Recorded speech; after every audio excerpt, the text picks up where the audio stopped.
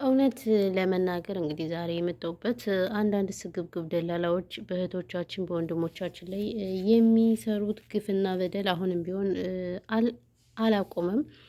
በየቦታው ስለ ወንድሞቻችን ስለ እህቶቻችን እናገራለን። ነገር ግን ደላላ የተባለ ሆዳደር ወገኖችን እያመጣ በጣም አሁንም እንትን እያለ ነው። እንግዲህ ቤተሰብ ታምሌሉ ላይ እንዳያችኋት እጅግ በጣም የምታሳዝን ልጅ አይታችሁ ከሆነ በጣም ልብ ይነካል። የእውነት ምን ብዬ ከምኑ ጀምሬ ከምን እንደምጨርስ እኔ አላውቅም።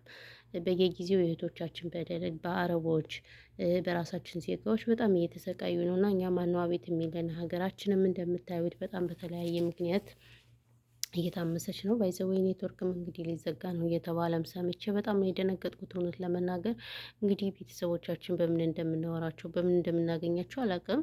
እንግዲህ ኢትዮጵያ ጦርነትን ከማስቆም መፍትሄ ከመፈለግ ይልቅ ኔትወርክ መዝጋቱ የተሻለ ነው ብለው እንግዲህ አሁንም በድጋሚ ስለ ኔትወርክ እያወሩ ነው ማለት ነው። ይሄ ልላችሁ የፈለኩት ምንድነው? እኛ አላውቅም የእውነት ማነው እኛን አቤት የሚለን? ማነው ወይ የሚለን? በተለያየ ጊዜ በጣም በስቅይት ላይ ነው ያለነው። በደሞዝም ሲያሻቸው አረቦች ደሞዝ አይሰጡንም፣ ሲያሻቸው ሜዳ ላይ ይጥሉናል፣ ሲያሻቸው እንደፈለጋቸው ነው እያደረጉን ያሉ። ይሄ ሁሉ ምንድነው? እኛ ሀገራችን ያለችበትን ሁኔታ እና መንግስት ምን እንደሚያደርግ ስለሚያውቁ ነው የእውነት እንደዚህ እያደረጉን ያለው እና በጣም ነው የሚያሳዝነው።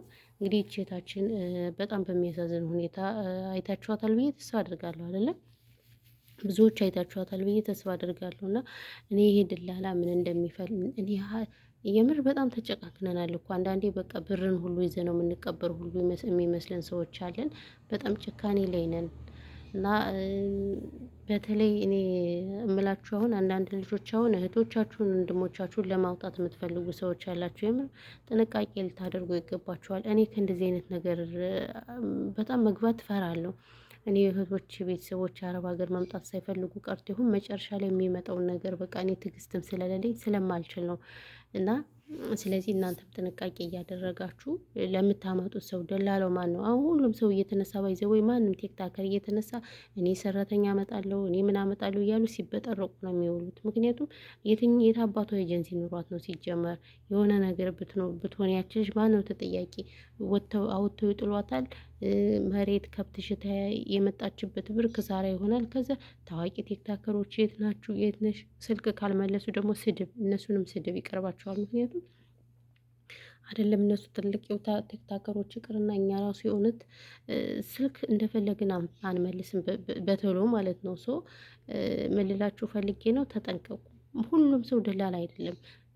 ቢያንስ እንኳን አሁን ያው በርግጥ መንግስትም ስለሌለኝ ህጋዊ ሆነ አልሆነ ምንም የምናውቀው ጉዳይ የለም። ነገር ግን ጥንቃቄ ልናደርግ ይገባናል። በተለይ ልምድ ያለው ደላላ ቢሆን ልምድ ያለው ደላላ ስንት ሰዎችን ሰርቷል ልኳል። ከዛ ባሻገር እሱ የላካቸው ልጆች የት ናቸው? ምንድነው የሚሰሩት? ይሄንን ቼክ ብናደርግ የተሻለ ነው ብዬ አስባለሁ። ነገር ግን አሁን ብዙዎቻችን ዝም ብለን ነው በቃ አረብ ሀገር ስለተባለ ብቻ እንመጣለን። አብዛኛውን በጣም በሚያሳዝን ሁኔታ ነው ያሉ እህቶቻችን የእውነት ወንድሞች እህቶች ደላላ ብራቸውን እየበሉ እቃማ ውስጥ እያስገቧቸው ቀራማ ውስጥ በጣም በሚያሳዝን ሁኔታ ነው። ሶ ልላችሁ ፈልጌ ነው ጥንቃቄ ልታደርጉ ይገባችኋል ነው የምለው። እኔ ሌላ ምንም የምለው ነገር የለም። በጣም ያሳዝናል ያለው ነገር ሁሉም ነገር ከባድ ነው እላችኋለሁ ቤተሰቦች። ለማንኛውም በጣም ያሳዝናል። እንደው የኛ መከራ እኮ በየጊዜው በቃ መከራ ነው። በቃ መከራ መከራ። መቼ ጥሩ ነገር እንደምንሰማ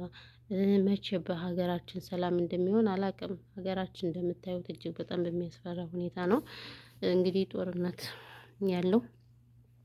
ጦርነትን ከማስቆም ይልቅ ጦርነት ያው እንግዲህ እንደ እንትን አድርገው ተጠቅመው